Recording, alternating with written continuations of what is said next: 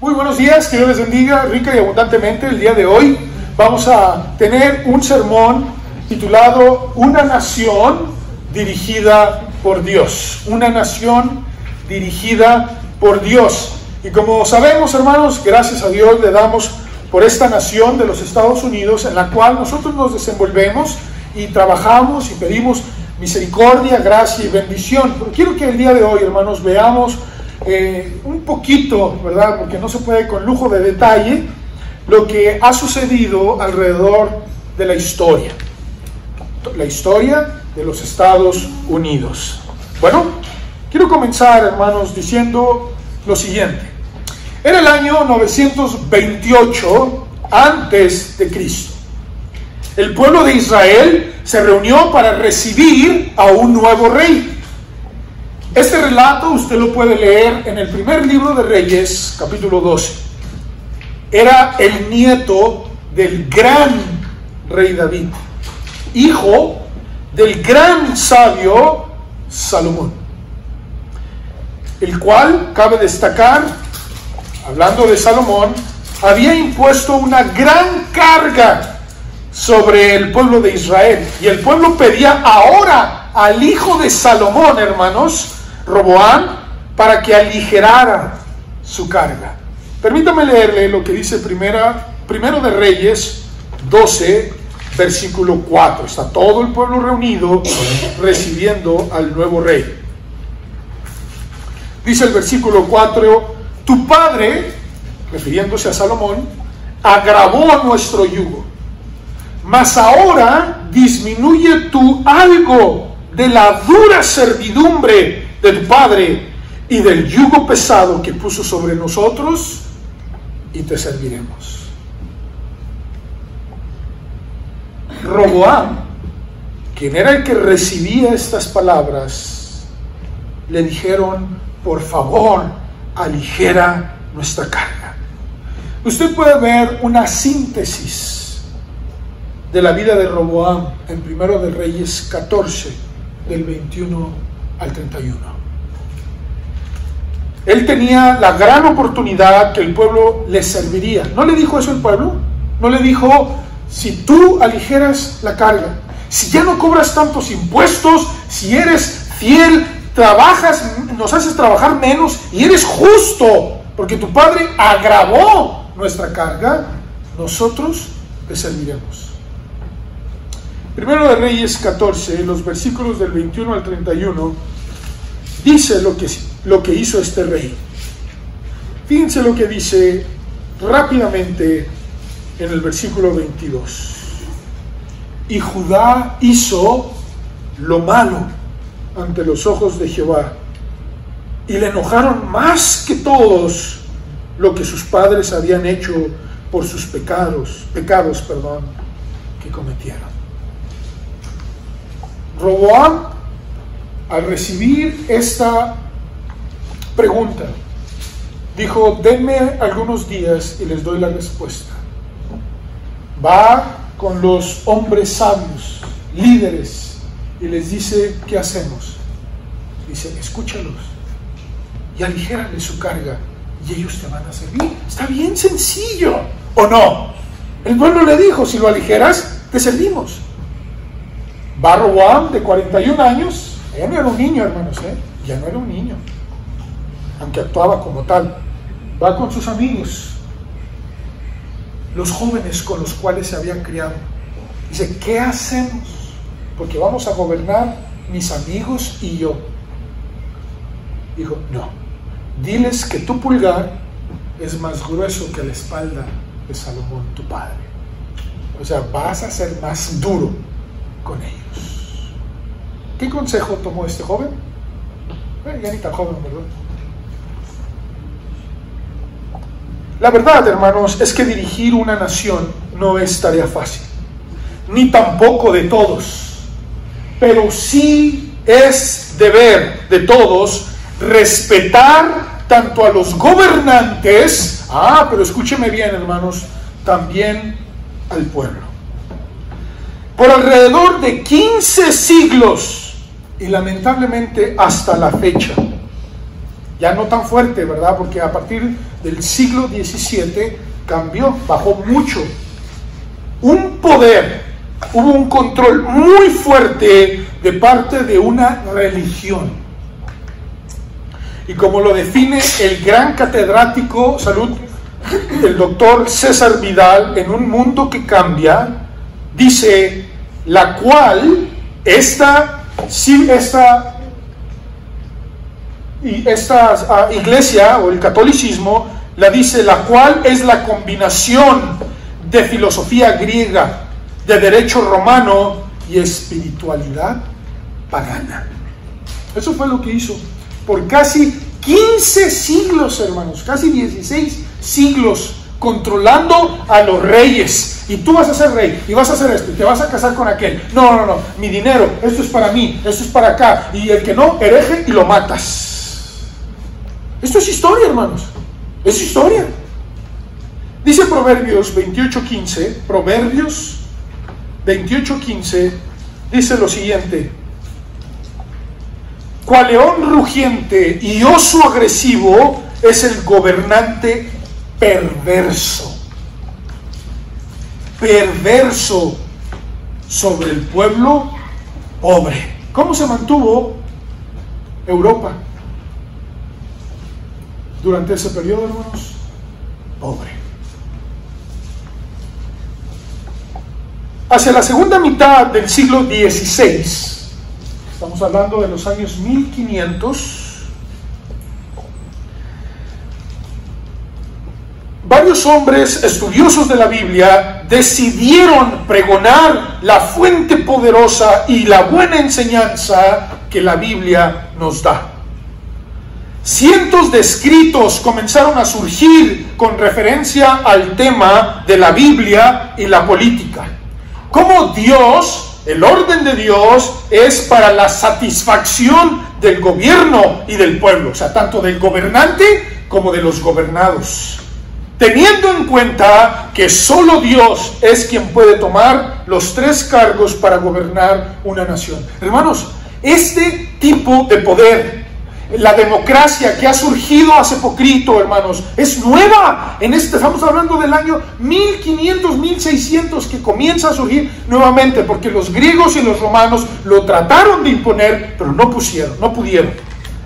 Y estos hombres de Dios que surgieron de Europa, huyendo de tanto ataque de la sede católica, vienen y forman una nación al otro lado del Atlántico. Dios es el único que puede tomar los tres cargos. Dice Isaías 33:22, Isaías 33:22, dice, porque Jehová es nuestro juez. Ahí está el poder judicial. Nada más y nada menos, hermanos, ahorita la Suprema Corte ha tomado varias decisiones y una de ellas que ha puesto de rodillas a muchos y de cabeza, y le damos gracias a Dios por eso. Pero fíjense, después agrega el mismo Isaías, dice, pero Jehová es nuestro legislador. Es el poder legislativo, es decir, el que pone las leyes, el que las juzga y el que pone las leyes. Y en tercer lugar, Jehová es nuestro rey, el representante de la nación, el poder ejecutivo. Y termina, él mismo, ¿qué hace, hermanos? Nos salvará. Esa, hermanos, era la mentalidad de los padres fundadores de esta nación, la nación de los Estados Unidos. Pero antes de llegar a todo esto, hermanos,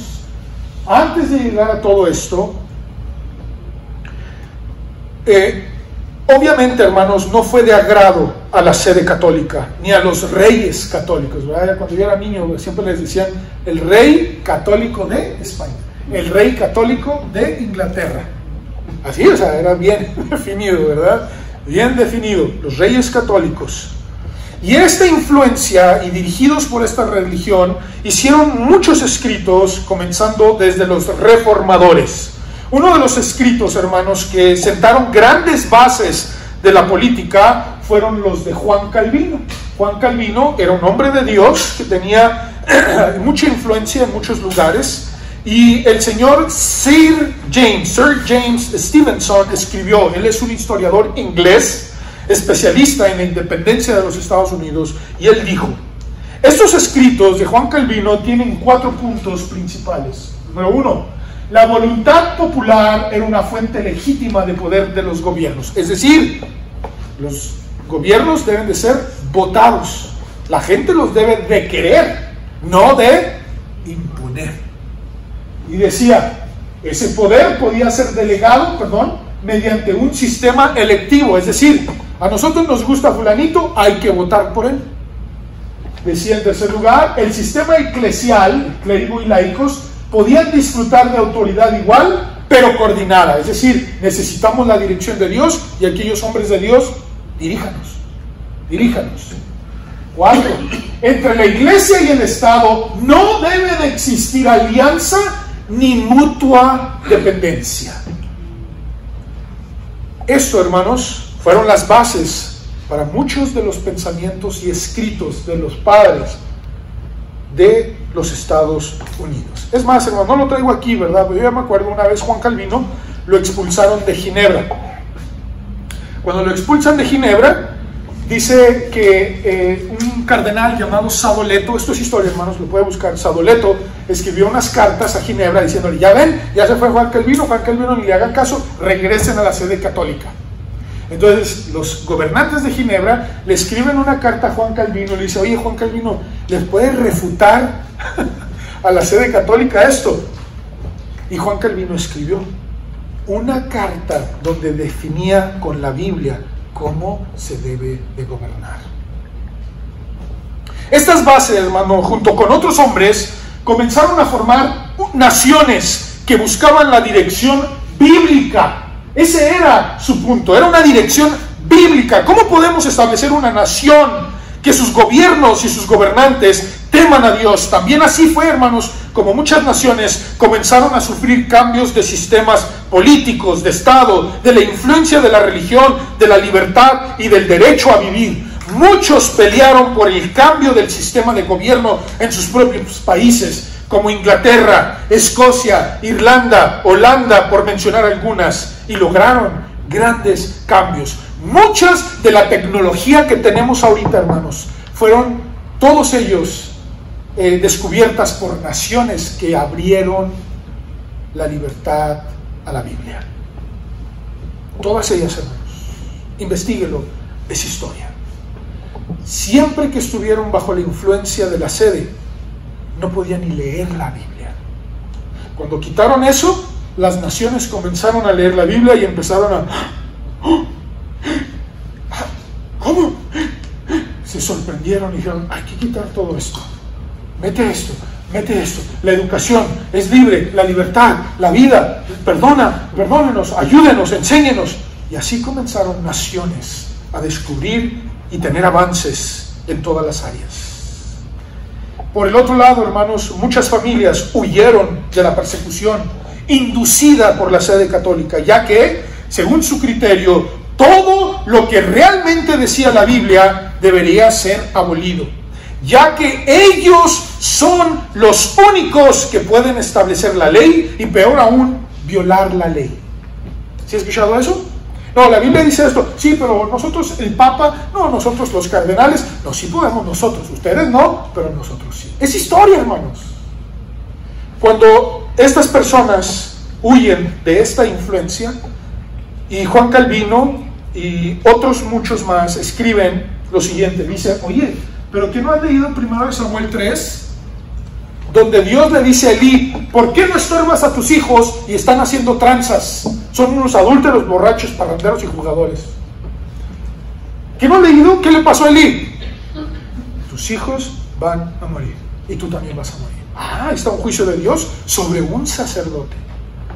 Luego tenemos en 1 Samuel 12, donde David, casi después de 7-8 meses, casi hasta que nace el niño, no había pasado nada, y va el profeta Natán y le dice: David, tú eres el rey, A Dios no le importa eso. Al contrario, eres el rey y tú debes dar cuenta de tus pecados. Primero de Reyes 21, donde acá va Elías y dice: por tu pecado y por la bruja de tu esposa Jezabel, no va a haber agua por 3 años y medio. ¿Hacía Dios juicio aún a los gobernantes? Sí. ¿Y a los líderes políticos? Sí. Nadie está por encima de la ley de Dios. Esto, hermanos, dio lugar a que cientos de miles de personas formaran una nación basada en principios bíblicos. En el siglo XVII, en los Estados Unidos, hermanos, después de la formación de las colonias, había alrededor de 3 millones de personas. Estamos hablando de los años 1600. 900,000 personas eran puritanas escocesas. 600,000 eran puritanos ingleses. 500,000 eran calvinistas. Y el resto, una tercera parte, otros 500,000, eran cuáqueros y bautistas. Todos ellos creían que la única fuente de verdad es la Biblia. Ellos sabían el gran valor que Dios le da a la vida humana y que todos los seres humanos tenemos derechos inalienables. Usted dirá, ¿qué quiere decir inalienable? Quiere decir que no se pueden comercializar o privar de ellos. Fue la influencia puritana, esa fue la influencia puritana la que dio lugar a la formación de este país. Esa fue la base. Usted dirá, ¿y qué quiere decir puritano? Bien sencillo. Ellos creían en la pureza de la Biblia. Eso es. Si usted le preguntan qué eran los puritanos, ellos creían que la Biblia es pura. No se le debe ni agregar ni quitar. Es pura. Así, tal y como Dios nos la brindó, es la forma en la que Dios legisla a un pueblo y les da todos los recursos y herramientas para un gobierno bueno. Y esto, hermanos, es de conocimiento global. La gente no busca el sueño inglés o el sueño francés o el sueño de la India. Por muchos siglos, ya van casi 2 siglos, ¿qué es el sueño que buscan? El sueño americano. ¿Dónde está la fundación de ese país? En la pureza de la Biblia. Permítame darle algunos datos importantes de esta nación. En la Guerra de la Independencia, hermanos, todos los coroneles, excepto uno, eran presbíteros de sus iglesias. Eran pastores, eran diáconos o eran maestros. Hombres de fe. En Inglaterra se le llamó a la independencia de los Estados Unidos la rebelión presbiteriana. ¿Por qué?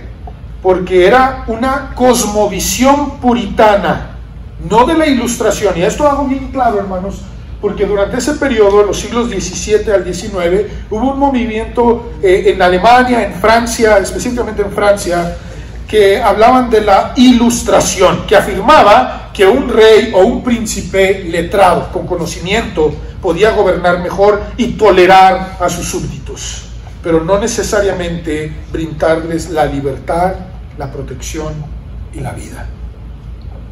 Y aquí no, hermanos. En los Estados Unidos era: no podemos permitir que se pisotee la pureza de la Biblia. Una de las bases más importantes, hermanos, y esto usted lo puede ver, es historia, aunque muchas veces lo tienen que buscar mucho porque no les gusta que salga esto en conocimiento histórico. Pero muchas de las cartas que se escribían, por ejemplo, George Washington, Jefferson, que escribían unos hacia otros, ellos relataban siempre Jeremías 17:9. Ellos escribían en sus cartas, decían, recordemos que hay maldad en el corazón. Esa era la cita. ¿Y qué dice Jeremías 17:9? Ellos decían, cualquier rey, cualquier gobernante, cualquier persona, si no entiende que hay maldad en nuestros corazones, se puede convertir en tiranía. Y dice, engañoso es más que todas las cosas y perverso el corazón. ¿Quién lo conocerá? Y citaban este pasaje, hermanos, estos hombres, en sus cartas y en sus conocimientos. No sé cuántos de ustedes sabían, ¿verdad? Pero el primer presidente de los Estados Unidos, señor Washington, era anglicano. También creía en la Biblia. Y tantas hipótesis, hermanos, ¿verdad? Igual salen, no, es que eran masones, ¿hubo influencia? Sí, hubo influencia, hermanos, pero ellos tenían pensamiento de la Biblia. Era evitar la tiranía. Quiero leerles esto, hermanos, extraído del doctor César Vidal. Para los que han escuchado, hermanos, la Declaración de la Independencia fue una declaración puritana llamada la Declaración de Mecklenburg, y ella contenía todos los puntos que un año después desarrollaría Thomas Jefferson, desde la soberanía nacional a la lucha contra la tiranía, pasando por el carácter electivo del poder político y la división de poderes. Ahorita lo vimos en Isaías 33:22. ¿Qué dice Isaías 33:22? Dios es juez, Dios es legislador y Dios es rey. Ahí están los tres poderes. Y él decía, no podemos depender los unos de los otros, tenemos que hacer esta separación, pero nunca podemos quitar la pureza de la Biblia.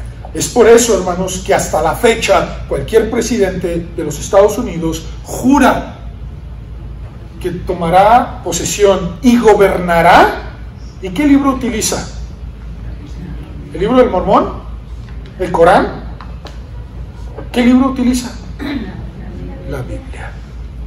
¿De dónde surge eso, hermanos? De los padres fundadores de los Estados Unidos. Dios me juzgará. Ellos decían, si no atiendo lo que Dios me pide. Ahora sí, como se dice, se echaban la soga al cuello. Ahorita se la han echado, ¿verdad? Por añadidura, hermanos, dice, fue aprobada esta declaración en la base, vuelvo a mencionar, para la Declaración de Independencia que firmarían estos grandes hombres y que Jefferson escribiría, fue su base. Dice, la deuda de Jefferson con la Declaración de Mecklenburg ya fue señalada por su biógrafo Tucker. Pero además cuenta con una clara base textual, y es que el texto inicial de Jefferson, que ha llegado hasta por nosotros, presenta notables enmiendas, y estas se corresponden puntualmente con la declaración de los presbiterianos, hombres de Dios. Más datos importantes, hermanos. Harvard, Yale y Princeton fueron universidades fundadas por puritanos con bases bíblicas. Y ellos decían, el Creador nos ha dado derechos inalienables, nadie los puede vender, nadie los puede quitar, pero bajo su criterio y parámetros, los cuales incluyen, y estas eran sus tres grandes cosas, hermanos. Aquí en los Estados Unidos decían, el derecho a la vida, el derecho a la libertad y el derecho a la búsqueda de la felicidad. Es nuestro deber, hermanos, orar y bendecir a esta nación para que nuestros gobernantes, quienes han sido puestos por Dios, sean bendecidos y dirigidos por Dios en todas sus labores. Dice Romanos 13:1, sométase toda persona a las autoridades que gobiernan, porque no hay autoridad sino de Dios, y las que existen por Dios son establecidas. Primera de Timoteo 2:2 dice, por los reyes y por todos los que están en autoridad o en eminencia, para que podamos vivir una vida tranquila y sosegada, con toda piedad y dignidad. El deseo de Dios, hermanos, es que todos los hombres vivamos creyendo en Dios, que haya libertad, pero que también exista el respeto por los gobernantes y por los que son gobernados. Que así sea, hermanos. Este debe de ser nuestro deseo, en el nombre de Jesucristo. Amén. Hermanos, esta nación le debemos mucho, gracias a Dios.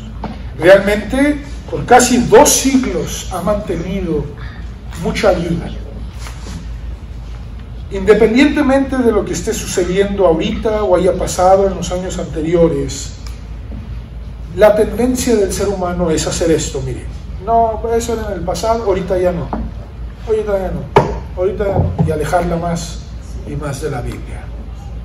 Lamentablemente, hermanos, eso es un daño muy grave que se causa esta misma nación, y es la iglesia, nosotros, la luz, y decirle, no, por allá no es, vengan, allá están las tinieblas, aquí es la luz, no, es por acá. Oye, ¿qué opinan de esto? Esto no importa lo que yo opine, vale un cacahuate lo que yo opine, vamos a ver lo que opina Dios. Y si nosotros, hermanos, como iglesia no oramos, no intercedemos, no vivimos de la manera que Dios quiere, las ciudades se van a colapsar y la nación se va a colapsar, porque no hay autoridad sino de parte de Dios. Entonces, si yo me dirijo a Dios y digo, Señor, mira lo que está pasando a nivel nacional, internacional, local, ¿qué hacemos, Señor? Entonces Dios dice, yo me encargo. Tú predica, tú vive en santidad y tú vive la verdad.